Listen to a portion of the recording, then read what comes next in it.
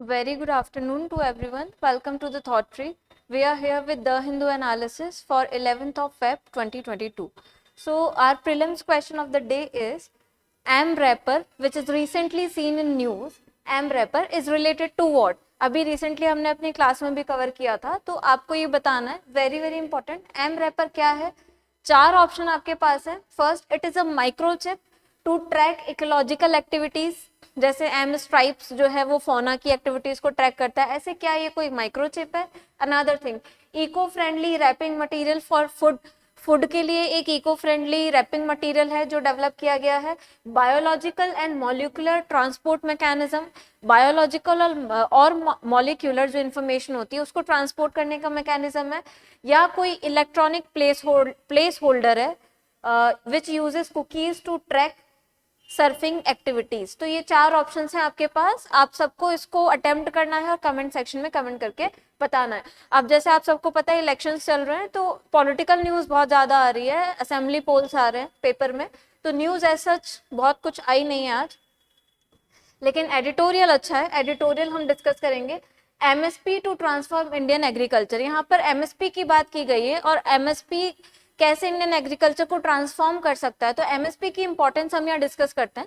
Minimum support price basically होती क्या है? गवर्नमेंट सोइंग सीजन से पहले कुछ क्रॉप्स पे एक मिनिमम सपोर्ट प्राइस अनाउंस करते हैं कि इतनी मिनिमम प्राइस पे हम आपसे ये मटेरियल जैसे वीट है, राइस है, उसको प्रोक्यूर करेंगे, एमएसपी.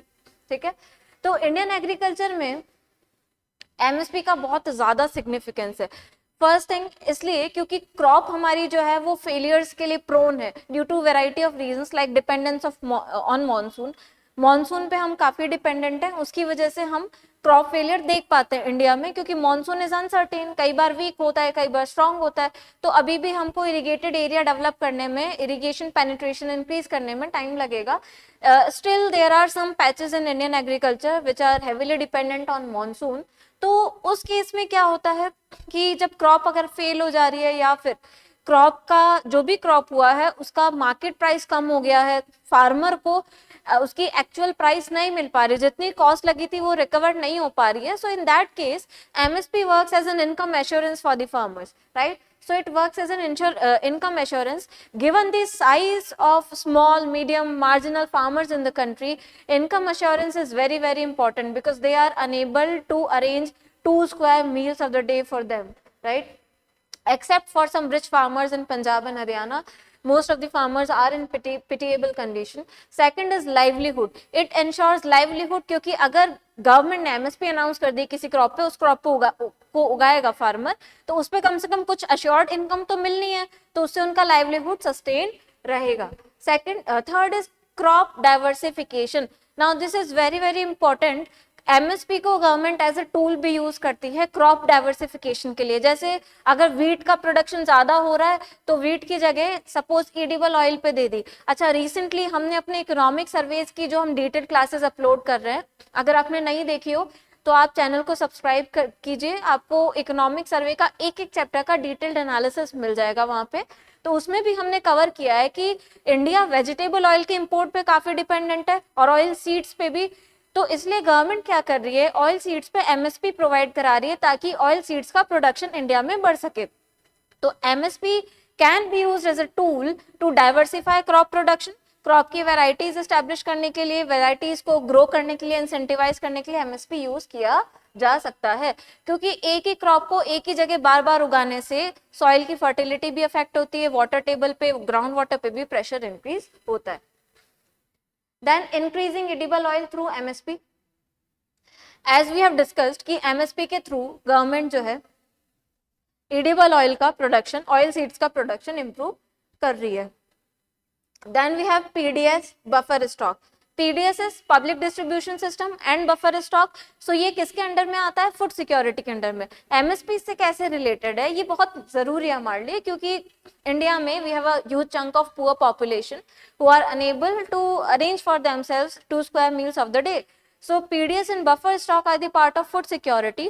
Food security क्या होती है? Availability, accessibility and affordability of food in the country, right? तो इंडिया में एमएसपी पे जब गवर्नमेंट एमएसपी अनाउंस करती है, एमएसपी पे प्रोक्यूर करती है, वीट हो गया, राइस हो गया, है ना. तो इन सबको प्रोक्यूर करती है, प्रोक्यूर करके FCI food corporation of India procure करता है और उस वो बफर स्टॉक अपना बनाता है। बफर स्टॉक मतलब इमरजेंसी के लिए जो स्टॉक होता है तो उसमें रख दिया जाता है। बफर स्टॉक से फिर उसको पीडीएस शॉप्स में भेजा जाता है। पीडीएस को हम फेयर प्राइस शॉप्स के नाम से भी जानते हैं, राशन शॉप्स के नाम से भी जानते हैं।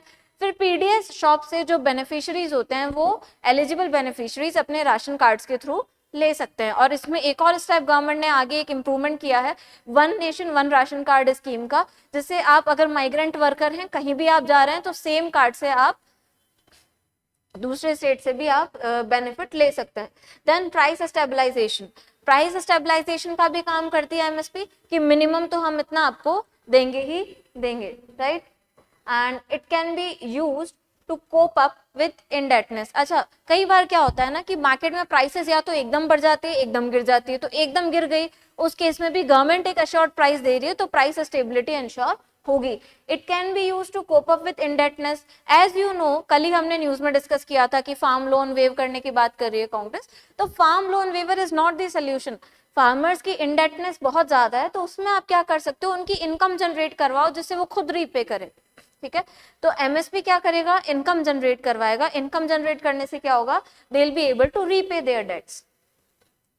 इम्प्रूव अपॉन पार्शियल कवरेज, जैसे ग्रीन रेवोल्यूशन जब आया था उससे पहले वी वर फूड इनसिक्योर, हमारे पास अवेलेबिलिटी, एक्सेसिबिलिटी और अफोर्डेबिलिटी फूड सिक्योरिटी की नहीं थी, we were dependent.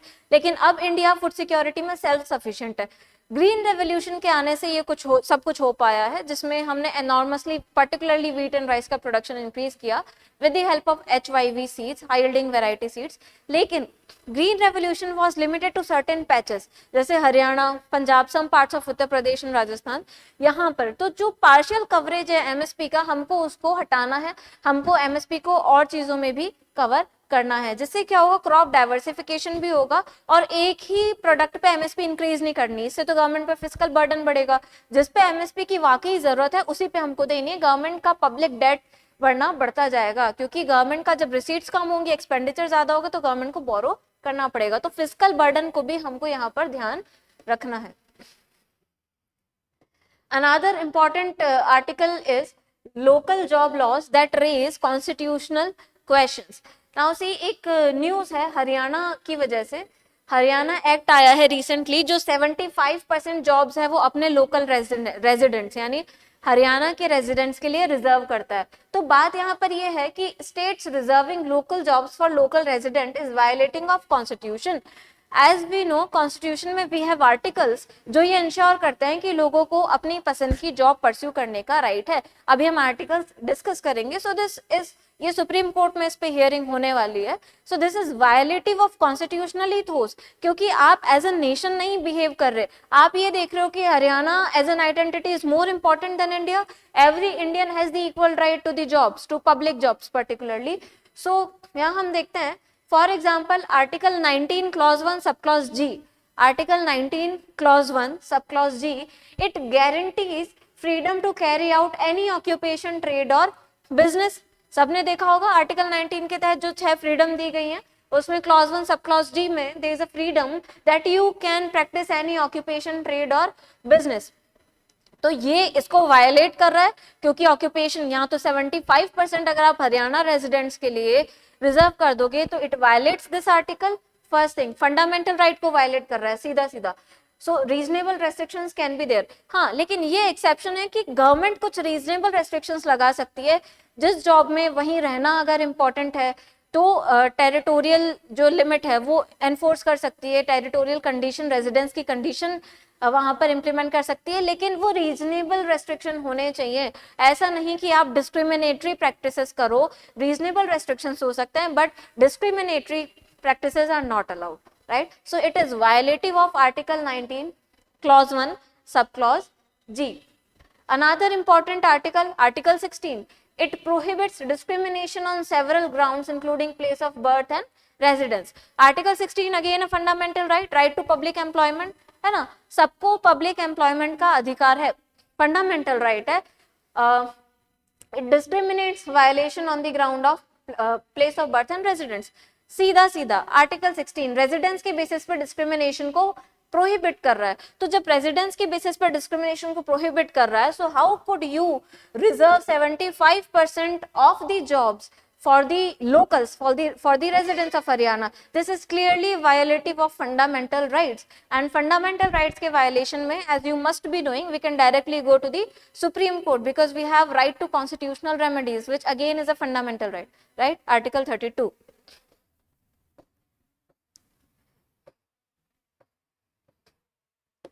Then the news is RBI काफी टाइम से अकोमोडेटिव फिस्कल मॉनेटरी पॉलिसी पे इंस्टेंस पे ही टिका हुआ है। मॉनेटरी पॉलिसी क्या होती है? आरबीआई की पॉलिसी होती है to control money supply in the economy and to control the inflation within the targeted limit which for India is 4 ± 2%। तो आरबीआई मनी सप्लाई को कंट्रोल करता है अपने मॉनेटरी पॉलिसी टूल से।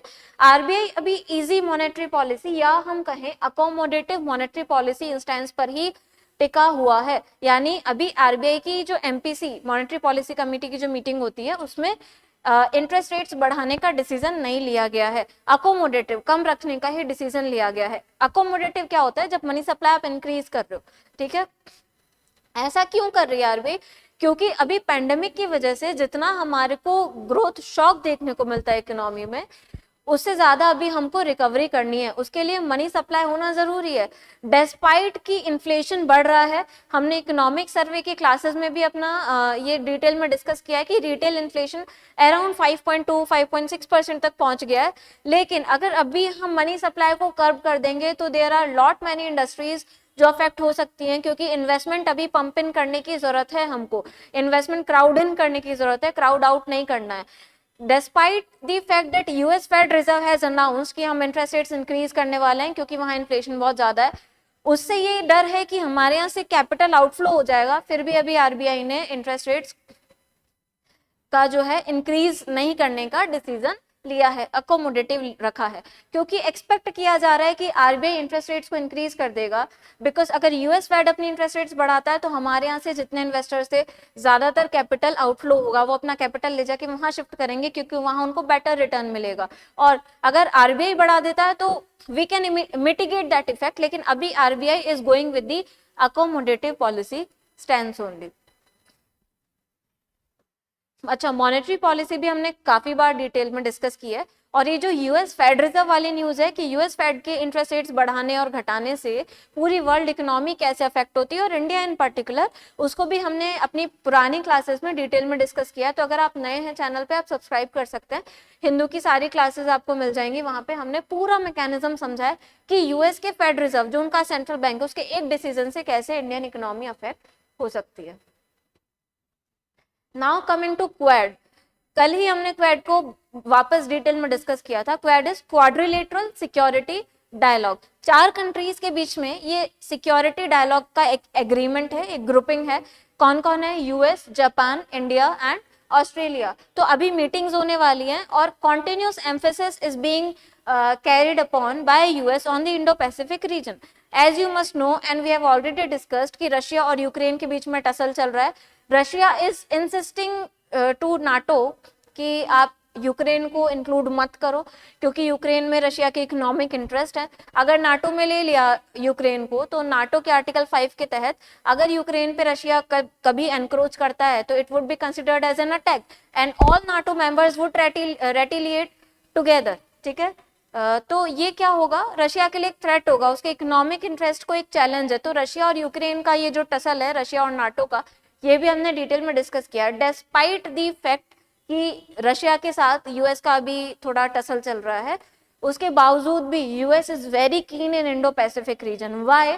Indo Pacific reason is the emerging market centre of the world. Indo Pacific reason में आप देखोगे China और इंडिया का भी डिस्प्यूट चलता रहता है। चाइना का जो स्ट्रिंग ऑफ पर्ल्स थ्योरी है वो भी आपने आईआर में पढ़ी होगी। तो बेसिकली यहाँ पर हमारे पास रिसोर्सेज भी ज्यादा है, ठीक है, और कुछ कुछ आइलैंड्स भी चाइना डेवलप कर रहा है ताकि उस टेरिटरी को अपना डिक्लेयर कर सके। इतना बड़ा एरिया है, वहां से आप मरीन रिसोर्स एक्सट्रैक्ट कर सकते हो, है ना, गैस हाइड्रेट्स एक्सट्रैक्ट कर सकते हो which are of great economic significance. तो यूएस का इंटरेस्ट वहां लगातार बढ़ता जा रहा है, इसलिए कंट्रीज चाह रही हैं कि चाइना को काउंटर करें, चाइना के ग्रोइंग इन्फ्लुएंस को साउथ चाइना सी में, इंडो पैसिफिक रीजन में काउंटर करें, ताकि उनको अपना इकोनॉमिक इंटरेस्ट फुलफिल करने में कोई बॉटल नेक ना फेस करना पड़े. Okay, so US to continue its focus on Indo Pacific region despite concerns over Russia Ukraine tussle. US, Japan, India, Australia Quad group में है. ये एक सिक्योरिटी डायलॉग है और अभी रिसेंटली मीटिंग होने वाली है, जैसे कि कल भी हमने डिस्कस किया था. ठीक है, मीटिंग में अभी फोकस क्या किया जाएगा, चाइना के जो ग्रोइंग जियो पॉलिटिकल थ्रेट्स है वो, दूसरा वैक्सीन्स, तीसरा technological developments and improving coordination and security dialogue between these countries in the Indo-Pacific region. तो इस पे बेसिकली फोकस होगा. न्यूज आज ऐसा यही थी, बहुत ज्यादा कुछ इंपॉर्टेंट था नहीं. अच्छा, एक ड्रोन की न्यूज आजकल काफी चल रही है, कल भी हमने क्लास में डिटेल में डिस्कस किया था. ड्रोन जो है डिफेंस सेक्टर को, R&D को छोड़ के, सिक्योरिटी पर्पस के लिए छोड़ के, इंडियन गवर्नमेंट ने इमीडिएट इफेक्ट से ड्रोन का इंपोर्ट बैन किया है, ताकि हमारे जो डोमेस्टिक प्रोड्यूसर्स एंड ड्रोन्स के, उनको इंसेंटिव मिल सके. सो ये आपको याद रखना है. Now coming back to the question, मैंने आपसे पूछा था एम रैपर, हमने कल ही कवर किया है. M wrapper recently seen in news is what. तो एम रैपर क्या कोई माइक्रोचिप है for tracking ecological activities? No. Is it a eco friendly wrapping material for food? No. हमने कल देखा था कि IISc का एक स्टार्टअप है, उसमें एम रैपर डेवलप किया गया है. जो लैब्स होती है हमारी जीनोम एडिटिंग की, है ना, डेटा सीक्वेंसिंग की, मॉलिक्यूलर बायोलॉजी से रिलेटेड जो लैब्स हैं, उनसे जो इंपॉर्टेंट बायोमेट्रिक इंफॉर्मेशन होती है, जेनेटिक इंफॉर्मेशन होती है, उसको ट्रांसपोर्ट करने के लिए एक मैकेनिज्म एस्टैब्लिश किया गया है to safely transport the data without carrying the loss, है ना. तो एम रैपर जो है वो ट्रांसपोर्ट मैकेनिज्म है for biological and molecular data और the genomic data and genetic data, इन सब के लिए जो है ट्रांसपोर्ट मैकेनिज्म डेवलप किया गया है एम रैपर बाय IISc का स्टार्टअप है ये. तो आंसर वुड बी सी. ये कोई इलेक्ट्रॉनिक प्लेस होल्डर भी नहीं है जो आपकी सर्फिंग एक्टिविटी ट्रैक करता है. Answer would be C. अच्छा, इलेक्ट्रॉनिक प्लेस होल्डर क्या होता है? जैसे कुकीज होती हैं, कुकीज भी हमने अपनी क्लासेस में डिटेल में डिस्कस की हैं कि कुकीज क्या करती हैं, आपकी सर्फिंग एक्टिविटीज के बेसिस पे इंफॉर्मेशन ले लेती हैं. ठीक है, और आपकी सारी इंफॉर्मेशन उनके पास चली जाती है. तो कुकीज आपकी राइट टू प्राइवेसी इन्फ्रिंज कर रही है. आप क्या ब्राउज कर रहे हो, क्या सर्च कर रहे हो, इससे कंपनीज को डेटा मिलता है. कंपनीज अपने अकॉर्डिंगली प्लान्स बनाती हैं, अपने accordingly then consumer centric policies बनाती है, कंज्यूमर्स को वापस अट्रैक्ट करने की, मार्केट कैप्चर करने की पॉलिसीज एस्टैब्लिश फॉर्मुलेट करती हैं. ठीक है, सो इलेक्ट्रॉनिक प्लेस होल्डर्स किनको कहते हैं? कुकीज को, जो आपकी इंफॉर्मेशन, आप जो सर्व करते हो उसके बेसिस पे इंफॉर्मेशन ले लेती है और वही रिकमेंडेशन आगे देती है. तो ये सब नहीं है. एम रैपर का answer would B biological and molecular transport mechanism. जो भी न्यूज में रहता है हमने सब कुछ अपने डिटेल एनालिसिस में काफी बार कवर किया है. तो आई होप आपको समझ आ रहा होगा सब. एंड इकोनॉमिक सर्वे के, जो इस साल का इकोनॉमिक सर्वे आया है, हर चैप्टर का डिटेल्ड एनालिसिस का वीडियो आपको फ्रीली मिल रहा है हमारे चैनल पे, द थॉट ट्री पे. तो इफ यू आर न्यू तो please subscribe. And for Hindu analysis as well, आपको अगर इसके नोट्स चाहिए तो you can go to our Telegram channel and वहां से आप PDF डाउनलोड कर सकते हो. हम पूरा डिटेल में एनालाइज करते हैं, जो भी आपके लिए UPSC के लिए रेलेवेंट है. ठीक है, everything is not relevant in the newspaper, whichever news is important is covered in detail. So that was it for today's analysis. अगर आपको पसंद आ रहा है तो please do like us, share us and subscribe. Have a very great day. Thank you.